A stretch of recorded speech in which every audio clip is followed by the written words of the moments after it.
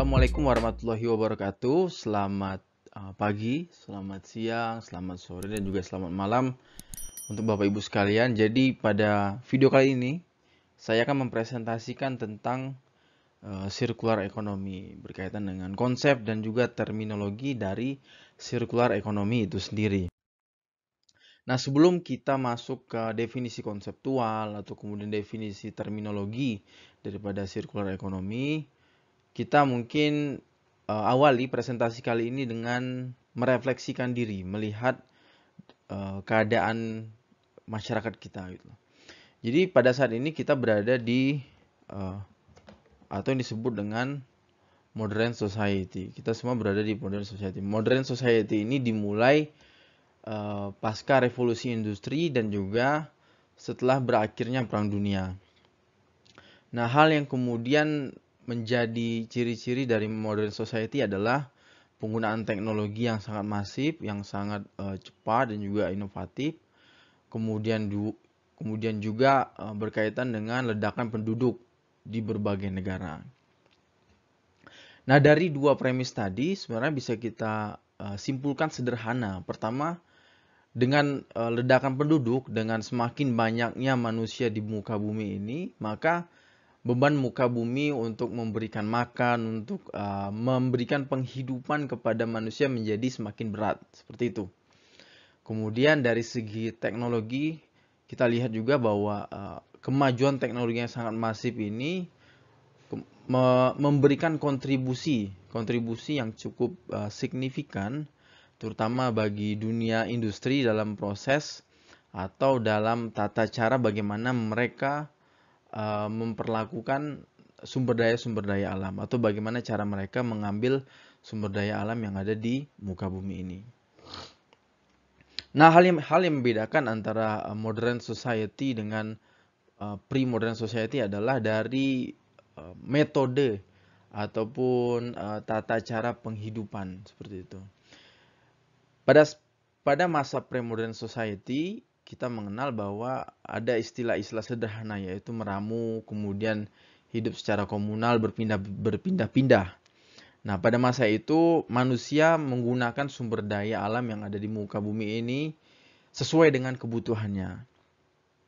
Akan tetapi di era modern society saat ini, di mana konsep ataupun metode ataupun pendekatan ekonomi yang digunakan adalah linear ekonomi. Linear ekonomi ini identik dengan sederhana yang kita sebut take, kemudian make, kemudian throw. Jadi kita mengambil sumber daya dari muka bumi, kemudian diolah menjadi suatu barang atau suatu produk, kemudian dihempaskan. Dalam artian menjadi limbah, kemudian atau menjadi sampah yang tidak berguna seperti itu. Makanya disebut dengan linear ekonomi. Nah, pada presentasi kali ini saya akan menjelaskan tentang circular economy atau sebuah metode alternatif untuk memastikan bahwa muka bumi dalam artian planet masih sanggup untuk memberikan penghidupan yang layak kepada kita dan juga kepada generasi-generasi yang akan datang. Nah, harapannya setelah nanti kita semua secara sistematik mendunia menyeluruh menggunakan ataupun mengerti atau kemudian menerapkan sistem ekonomi circular ekonomi ini, harapannya akan muncul new modern society. New modern society adalah di mana kita menggunakan sumber daya alam yang terbatas dengan bijaksana, ataupun kemudian kita menggunakan atau membuat sebuah sumber daya alam yang terbarukan seperti itu. Nah, jadi pada intinya itu adalah circular economy ini dijadikan sebagai alat bagi kita yang saat ini berada pada masa modern society menuju kepada new modern society di masa yang akan datang, dan tidak yang tahu kapan modern society akan berakhir dan juga tidak yang tahu kapan new modern society akan dimulai begitu. Nah, berikut beberapa definisi konseptual berkaitan dengan circular economy. Saya mengutip tiga organisasi, dan yang paling simpel di sini bisa Bapak Ibu lihat bahwa Wikipedia mengatakan circular economy itu adalah eliminating waste, kemudian juga continual life of resource. Jadi intinya adalah dengan pendekatan circular economy ini kita diharapkan meminimalisir limbah, meminimalisir sisa-sisa sumber daya alam yang tidak terpakai seperti itu. Lebih akademis ya, kita menggunakan meminjam beberapa pengertian ataupun definisi konseptual circular economy dari Ellen MacArthur Foundation. Dia menyebutkan bahwa circular economy itu adalah a systematic approach, jadi sebuah pendekatan sistematik to economic development designed to benefit business, society, and the environment. Nah, dari sini ditegaskan bahwa circular economy ini dijadikan sebagai pilar untuk memastikan bahwa siapapun di muka bumi ini mendapatkan manfaat gitu. Baik itu bisnis yang sedang beroperasi, kemudian ataupun masyarakat dan juga lingkungan. Kemudian metabolik, sebuah praktisi circular economy menyebutkan bahwa circular economy adalah sebuah model baru, sebuah model ekonomi baru yang bertujuan untuk human needs and fairly distributing resource without undermining the function of the biosphere or crossing any planetary boundaries. Nah, pertanyaan adalah apa itu planetary boundaries? Jadi pada tahun 2009, saya lupa nama pencetusnya, dia bersama sekitar 28 ilmuwan ataupun akademisi merumuskan sebuah indikator gitu, indikator untuk melihat seberapa berat beban yang ditanggung oleh planet kita ini, oleh bumi kita ini. Setidaknya ada 9 hal. Pertama 1, 2, 3, 4, 5, 6, 7, 8, 9 aspek yang diperhitungkan. Dari sini Bapak Ibu sekalian bisa melihat bahwa ternyata dari aspek land system change bahwa lahan-lahan atau kemudian ya lahan-lahan di muka bumi ini mengalami perubahan yang cukup signifikan dan berada pada in zone to uncertainty, atau kemudian ada peningkatan resiko gitu, bahwa kita juga bisa melihat di sekitar kita atau mungkin di sekeliling kita lah penebangan hutan, kemudian juga alih fungsi lahan bagi Bapak Ibu sekalian yang perusahaannya bergerak di bidang ekstraktif seperti itu. Nah, perusahaan-perusahaan seperti itu menyumbang cukup besar resiko kepada manusia di muka bumi ini. Seperti itulah. Intinya pada intinya adalah 9 aspek ini mencoba untuk menjelaskan seberapa berat beban yang ditanggung oleh muka bumi kita. Nah, dengan demikian semakin berat beban yang ditanggung oleh muka bumi atau planet kita ini, maka akan semakin kecil kemungkinan generasi selanjutnya, generasi setelah kita bisa menikmati ataupun memanfaatkan sumber daya yang ada di muka bumi. Karena apa? Karena sudah habis atau kemudian karena sudah rusak oleh generasi kita, oleh masyarakat modern saat ini. Seperti itu. Nah, ini adalah 3 konsep dasar berkaitan dengan circular economy. Jadi pada intinya adalah renewable energy as input into the system, kemudian adalah clean water and good water treatment practices. Ini adalah kita meminimalisir limbah, meminimalisir waste gitu. Kemudian adalah circular use of material. Jadi harapannya limbah atau kemudian output akhir dari sebuah proses itu menjadi input bagi proses-proses selanjutnya, seperti itu. Nah, ini yang akan ditawarkan oleh pendekatan ekonomi atau pendekatan circular economy.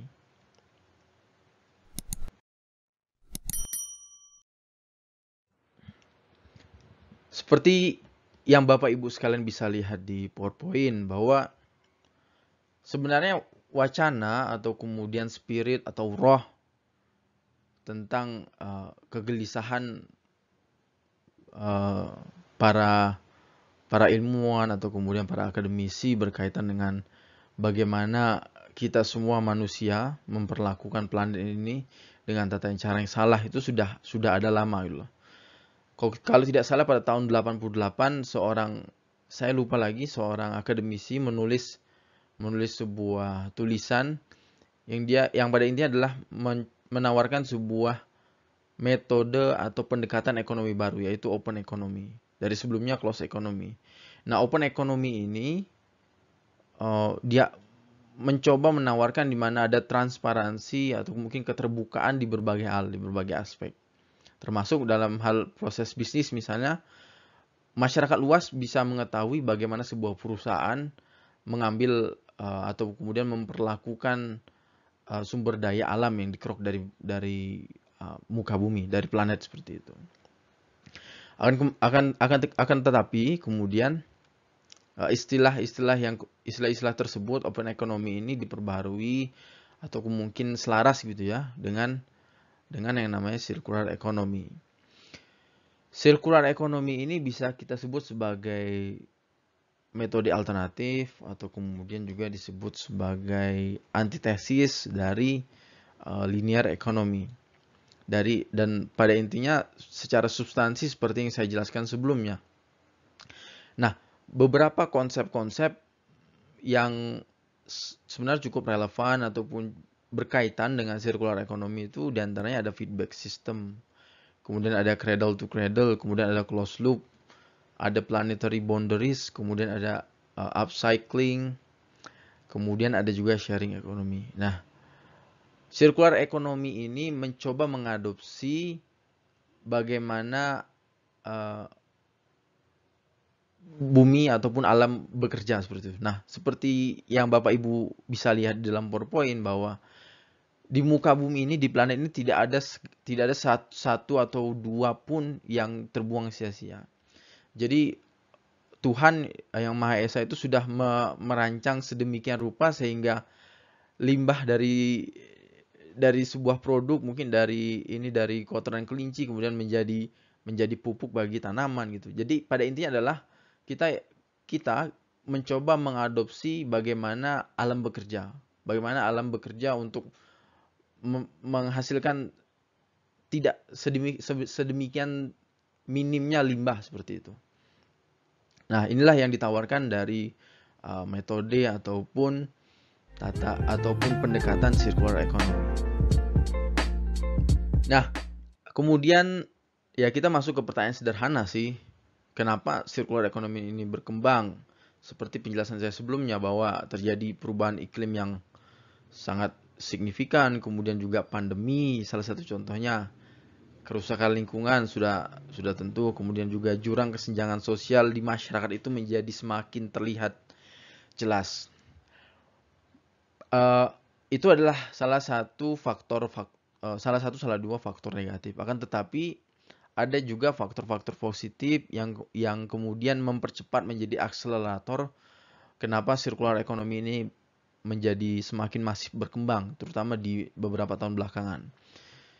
Di antaranya yaitu ada earth friendly policy, jadi baik itu pemerintah dari segi peraturan ataupun perundang-undangan yang dikeluarkan itu sudah mulai memikirkan ataupun mempertimbangkan dampak-dampak terhadap lingkungan, baik itu kemudian juga beberapa perusahaan ataupun bisnis itu sudah melakukan inovasi dalam berbagai macam hal, baik itu inovasi proses bagaimana bisnisnya berproses ataupun inovasi dalam bentuk kebijakan-kebijakan yang dimana perusahaan sudah memikirkan seberapa besar dampak negatif yang mereka timbulkan kepada lingkungan.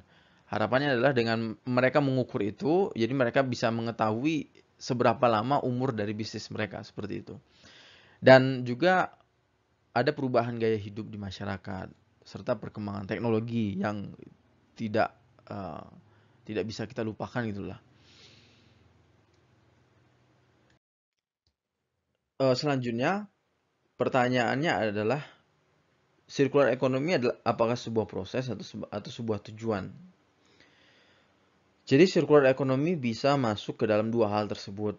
Pertama sebagai sebuah proses, artinya dari circular economy ini kita mengharapkan segala proses yang ada di muka bumi ini dilakukan dengan mempertimbangkan meminimalisir limbah atau meminimalisir waste.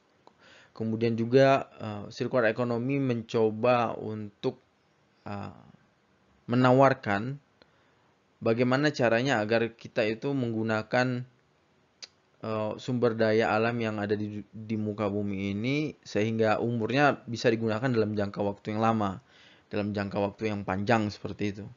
Kemudian juga circular economy mencoba mendorong kita untuk menggunakan atau memaksimalkan penggunaan sumber daya alam yang terbarukan. Beberapa contoh di antaranya yaitu ada panas bumi atau kemudian matahari kalau sederhana seperti itu ya. Dan berbagai macam hal yang mungkin sudah pernah Bapak Ibu praktikkan dalam kehidupan sehari-hari ataupun dalam proses bisnis di perusahaan yang Bapak Ibu pimpin. Akan tetapi circular economy sebagai tujuan artinya secara fundamental circular economy ini ingin memisahkan antara pertumbuhan ekonomi dan prosperity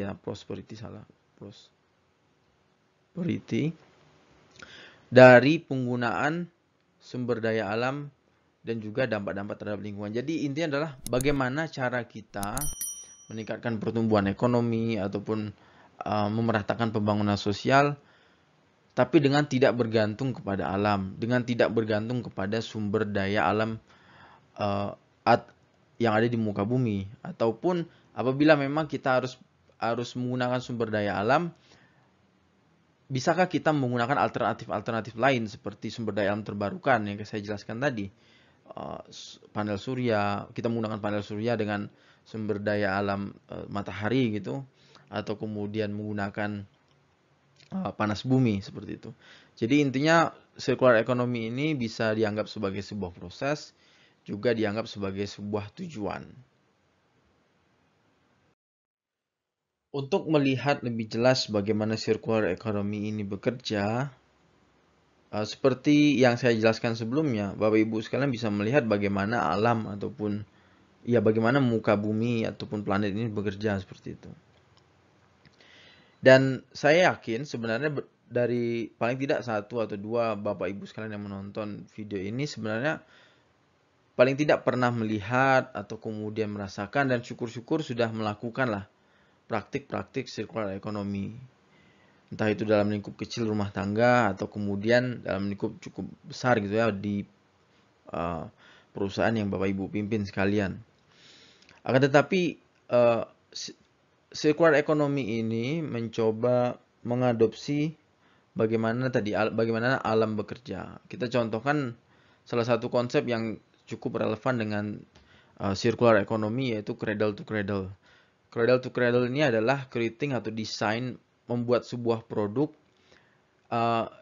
yang tidak punya limbah, tidak punya yang umurnya panjang seperti itu. Jadi kita mencoba untuk meniru, memimik bagaimana biological metabolism of nature. Nah, ini bisa Bapak Ibu lihat di perusahaan-perusahaan atau kemudian di organisasi-organisasi di mana mereka menciptakan ataupun membuat produk-produk konsumsi seperti itulah. Mungkin di perusahaan-perusahaan pertanian, perkebunan yang dimana hasil-hasil produk itu apabila tidak dapat digunakan oleh masyarakat kemudian bisa dijadikan sebagai pupuk atau kemudian dikembalikan ke alam dan tidak melukai alam, tidak harming the planet gitu. Nah, selanjutnya juga ada istilah yang cukup relevan, closed loop. Closed loop ini kita menjadikan limbah ataupun output dari sebuah produk menjadi sebuah input ataupun raw material bagi produk atau proses-proses lainnya. Nah, ini bisa Bapak Ibu lihat contohnya di mungkin peternakan lele atau peternakan ikan. Maksudnya peternakan ayam yang dimana limbah dari peternakan ayam ini menjadi konsumsi bagi ikan lele. Nah, jadi intinya adalah di sini kita bisa melihat bagaimana limbah dari ayam itu tadi, kotoran ayam itu kemudian dijadikan sebagai input baru untuk konsumsi ikan lele. Nah, hal yang sama juga bisa Bapak Ibu lihat dalam skema ataupun sistem aquaponik, di mana limbah ataupun air yang diputar di dalam sistem aquaponik ini dapat bermanfaat bagi banyak hal.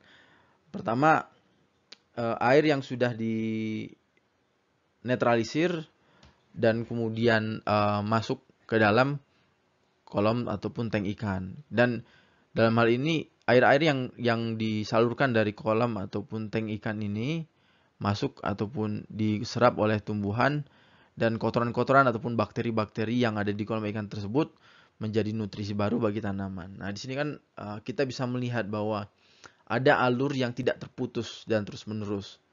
Seperti itu. Nah, ini adalah konsep yang ditawarkan oleh circular economy. Jadi, bagaimana sebisa mungkin kita mencoba untuk meniru ataupun memimik cara alam ataupun cara planet bekerja. Pada slide sebelumnya, Bapak Ibu sekalian bisa melihat ada saya tuliskan istilah ekological,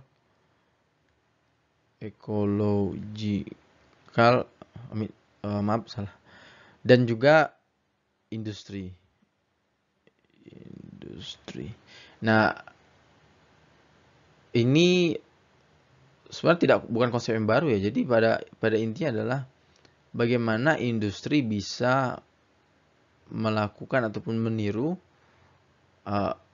ecological symbiosis yang terjadi di alam semesta ini. Sebagai contoh, kita bisa melihat ada yang namanya suckerfish. Suckerfish itu kemudian menempel kepada ikan hiu dan menjadikan hiu sebagai kendaraan tanpa harus melukai atau kemudian mengakibatkan kerugian bagi ikan hiu. Nah, seperti itu. Jadi harapannya adalah bagaimana caranya ataupun bagaimana agar industri ini dapat bermanfaat bagi banyak hal, tapi dengan tidak melukai hal-hal lainnya seperti itu. Dalam hal ini mungkin planet atau kemudian masyarakat. Jadi bagi bisnis bisa saja mengambil sumber daya dari alam, akan tetapi bagaimana cara kerja atau cara memprosesnya sehingga tidak merusak lingkungan seperti itu. Nah, di PowerPoint ini juga Bapak Ibu sekarang sudah bisa melihat, saya coba rangkum ada konsep sederhana yang tadi ada istilahnya cradle to cradle dan juga closed loop, bahwa one party waste kemudian menjadi ataupun digunakan sebagai raw material bagi another process ataupun another product. Nah, ada dua hal ataupun dua cara kita menggunakan waste dari sebuah proses menjadi input atau raw material bagi proses baru. Yang pertama itu disebut dengan upcycling, yang kedua itu downcycling. Nah, perbedaannya adalah ketika kita menggunakan pendekatan upcycling, kita mencoba untuk meningkatkan nilai increase value, kemudian juga diharapkan dapat memperpanjang usia dari limbah ataupun dari output sebuah produk atau sebuah proses itu, dan sehingga dapat di-recycle, digunakan berulang-ulang kali seperti itu. Nah, berbeda dengan downcycling. Downcycling itu kita menurunkan nilainya, menurunkan value dari limbah tersebut, kemudian memperpendek usianya, dan hanya bisa digunakan satu kali. Nah, kalau Bapak Ibu sekalian lihat di PowerPoint sebelah kanan ini, salah satu contohnya adalah limbah dari botol plastik kemasan air mineral gitu. Bahwa botol plastik ini kemudian apabila menggunakan pendekatan upcycle bisa digunakan lagi untuk kemasan air mineral berikutnya, dan hal tersebut kemudian berulang-ulang kali dilakukan. Nah, kan tetapi botol kemasan ini juga bisa di recycle ataupun bahasanya itu di downcycle gitu ya, menjadi mungkin produk-produk kerajinan rumah tangga yang mungkin Bapak Ibu sekarang familiar gitu, kayak seperti tas-tas yang dibuat dari limbah plastik seperti itu ya. Nah, itu kita sebut dengan downcycling. Oke lah, itu menjadi sebuah produk dan Akan tetapi menjadi problem adalah kita hanya bisa menggunakannya satu kali. Satu kali dalam artian bisa jadi nanti trennya sudah hilang, atau kemudian mungkin motifnya, atau kemudian gayanya sudah tidak lagi up to date dan kita terpaksa harus membuang. Nah,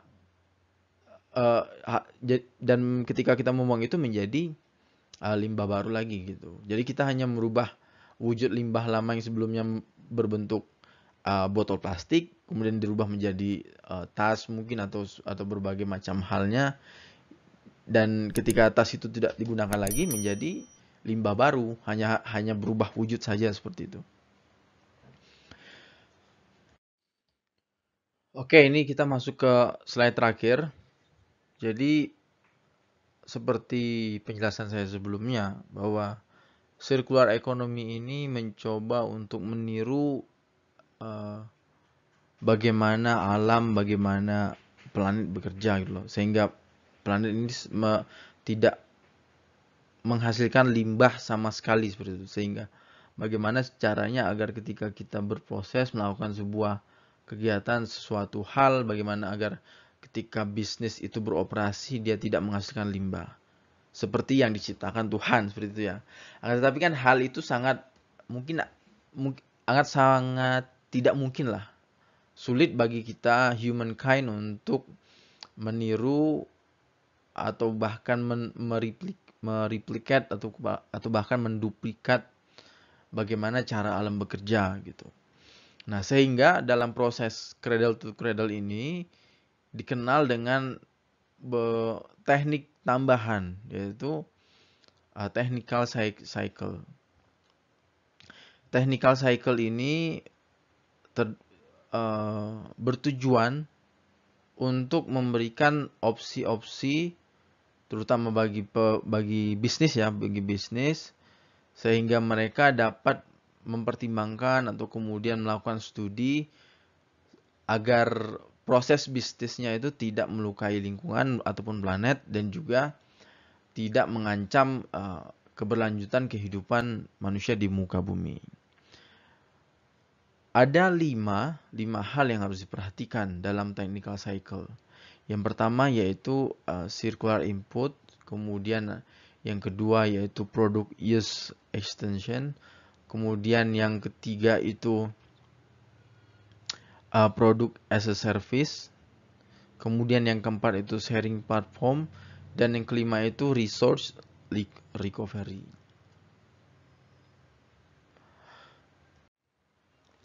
Nah, mari kita mulai dengan circular input. Jadi circular input ini dimulai di awal sebuah produk akan diciptakan ataupun pada saat proses mendesain. Jadi kita langsung masuk ke contoh Apple sendiri. Apple itu mereka mendesain agar bahan-bahan aluminium yang digunakan di dalam berbagai produk mereka itu bisa digunakan kembali untuk device-device selanjutnya ataupun device-device generasi-generasi berikutnya. Nah, jadi proses tersebut sudah direncanakan jauh sebelum produk diciptakan, yaitu pada saat proses mendesain produk. Nah, kemudian yang kedua yaitu product use extension. Product use extension ini ada beberapa istilah yang cukup relevan. Yang pertama itu ada repair, kemudian ada replacement,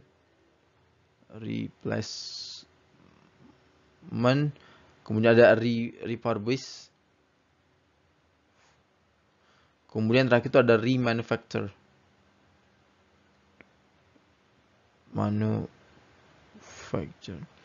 Jadi pada intinya adalah bagaimana agar sebuah produk itu bisa digunakan dalam jangka waktu yang lama. Kita harus memastikan produk tersebut bisa diperbaiki. Jangan sampai produk yang kita ciptakan itu hanya untuk sekali pakai. Kemudian kita harus memastikan produk yang kita buat itu komponennya, dalam hal ini misalnya salah satu contohnya produk-produk elektronik gitu ya. Komponen-komponen yang ada di dalam produk elektronik tersebut bisa di-replace ataupun digantikan. Cukup komponen saja, jadi kita tidak harus mengganti secara keseluruhan. Dan ini salah satu contohnya adalah kamera, kalau tidak salah one shot, saya lupa namanya. Ini intinya adalah kamera action cam pesaing GoPro. Jadi mereka menciptakan dua hal. Yang pertama adalah mainboard, otak dari kamera itu sendiri, dan juga lensanya secara terpisah. Berbeda dengan GoPro. Jadi ketika kita membeli GoPro dan ketika ada produk baru dari GoPro, kita harus membeli produk baru tersebut, dan produk lama mungkin bisa jadi limbah ataupun tidak digunakan sama sekali. Nah, kalau one shot ini ketika ada seri terbaru mungkin dari lensa ataupun dari mainboardnya saja, dari otaknya saja, kita tidak harus mengganti keseluruhan komponen. Jadi cukup komponen kecil, salah satunya mungkin otaknya saja atau mainboard, atau kemudian mungkin lensanya saja yang perlu dimodifikasi. Nah, itu adalah salah satu contoh bagaimana produk use extension digunakan. Kemudian yang ketiga, produk as a service. Ini produk as a service ini sudah dipraktekkan langsung oleh Michelin, sebuah manufaktur atau kemudian sebuah pabrik ban gitu ya, pabrik ban di mana mereka tidak menjual ban kepada konsumen. Jadi Michelin tetap hak kepemilikan atas ban tersebut tetap berada di tangan Michelin. Dalam hal ini sehingga dengan demikian bisnis menjadi lebih bertanggung jawab gitu. Mengapa Michelin menggunakan pendekatan ini? Logikanya sangat sederhana sih. Jadi Michelin mungkin bahasanya tidak menjual ya, tapi menyewakan ban kepada konsumen. Dengan demikian pada jarak beberapa puluh atau beberapa ratus kilometer tertentu, kemudian ban tersebut akan diganti oleh Michelin, dan pengguna cukup membayar uang sewanya. Uang sewa dalam tanda kutip seperti itu ya. Dengan demikian limbah dari ban yang sebelumnya itu kembali ke Michelin untuk kemudian didaur ulang, dan konsumen mendapatkan ban baru dan bisa digunakan untuk di kemudian hari seperti itu, dan proses tersebut berulang terus. Nah, di sini maka kita istilahkan dengan istilah produk as a service. Itu nomor 3. Nah, kemudian nomor 4 yaitu sharing platform. Nah, sharing platform ini sudah banyak dicontohkan oleh beberapa perusahaan di sekitar kita. Salah satu contohnya yaitu ada Grab, kemudian ada Gojek, kemudian ada Airbnb, dan mereka menjadi salah satu contoh bagaimana caranya agar bisnis tersebut dapat tetap beroperasi tanpa harus memiliki sumber daya utama seperti itu. Grab misalnya, Grab kan salah satu contoh perusahaan yang mereka sendiri tidak punya kendaraan umum yang untuk disewakan gitu. Kemudian Airbnb, mereka tidak punya, sebagai perusahaan properti, mereka tidak menjual ataupun menyewakan properti sendiri, tapi mereka kemudian membantu menjembatani gitu.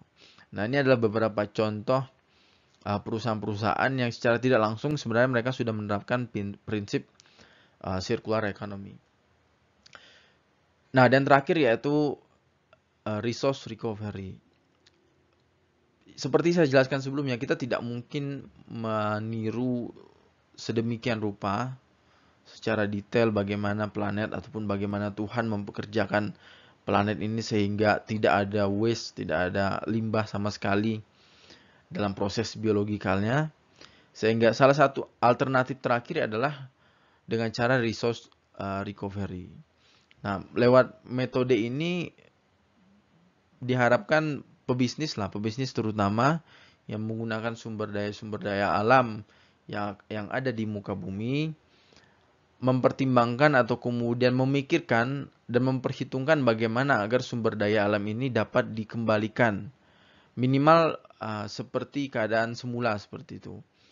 Dan kita bisa melihat beberapa contoh policy yang sudah dikeluarkan oleh pemerintah, mungkin tidak hanya terbatas di Indonesia ya, bahwa perusahaan tambang itu sebenarnya ketika mereka membuka galian tambang itu, pasca tambangnya mereka punya kewajiban untuk melakukan restorasi, mengembalikan kondisi lahan ke kondisi semula. Dalam artian apabila sebelumnya merupakan hutan seperti itu, maka perusahaan tambang wajib melakukan hal itu untuk melakukan restorasi, menjadikan lahan tambang tersebut kembali seperti keadaan semula, menjadi hutan seperti itu. Nah, akan tetapi menjadi permasalahannya adalah berapa perusahaan tambang yang menerapkan kewajiban itu, kan itu menjadi pertanyaannya gitu loh. Lagi-lagi itu kembali ke kesadaran perusahaan dan juga kesadaran perusahaan terhadap kepatuhan kebijakan dan juga etika berbisnis, serta bagaimana pemerintah dalam hal ini mendesain kebijakan-kebijakan sehingga kebijakan tersebut mungkin tidak mengkang ya, tapi lebih kepada mendorong sehingga perusahaan melakukan operasional bisnisnya itu tetap dengan memikirkan planet dalam hal ini dan juga tetap memikirkan masyarakat sekitar seperti itu. Baik Bapak Ibu sekalian, 35 menit lebih saya menjelaskan lah, mengantar sedikit tentang circular economy. Memang ini adalah penjelasan yang sangat singkat, yang mungkin sangat sederhana karena circular economy ini sangat kompleks dan praktiknya nanti akan sangat banyak hal yang perlu dipertimbangkan, karena sekali lagi circular economy ini secara akademis merupakan multidisiplin gitu ya, karena menyinggung berbagai macam aspek atau keilmuan, baik itu natural science, kemudian juga sosial, kemudian juga mungkin hukum seperti itu ya. Dan saya harap penjelasan sederhana tadi bisa memberikan sedikit gambaran atau informasi bagaimana sebenarnya circular economy ini bekerja. Dan di ke depan saya akan membuat video serupa berkaitan dengan circular economy. Jadi saya harap Bapak Ibu sekalian bisa meningkatkan ataupun kita sama-sama memperbarui pengetahuan tentang circular economy di video-video berikutnya. Cukup sekian dulu untuk video kali ini. Wabillahi taufiq wal hidayah. Wassalamualaikum warahmatullahi wabarakatuh.